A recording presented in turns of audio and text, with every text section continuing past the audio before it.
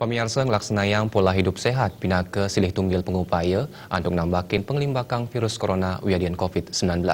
Kerana kapriang starter nyaga daya tahan tubuh melarapan starter ngelaksanayang olahraga.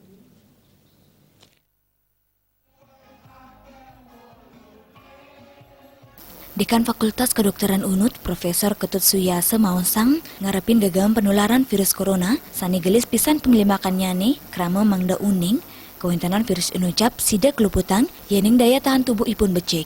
Nyaga daya tahan tubuh pindah ke pahan bidang kesehatan, bidabdap sani kebuatan luwiri, starter rajak ngelaksana yang olahraga. Josan punika, krama patut nyaga kerisikan tangan, melarapan ngawajikin tangan untuk tata cara sani patut, ngerisikan angge, sataler wawidangan ipun. Samian angga mangda antuk sinarengan masikian, nyaga kerisikan pelemahan mewah ngelaksana yang makudang utsaha, nambakin penglimakan virus corona punika.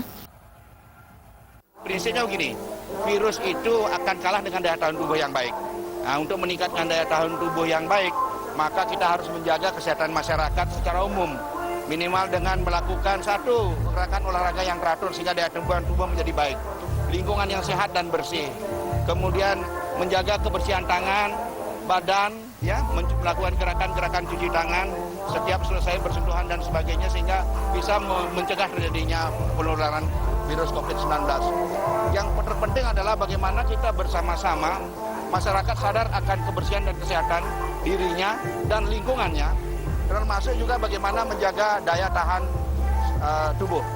Karena kalau sudah daya tahan tubuh bagus, virus akan bisa kita cegah untuk menurunkan penularannya.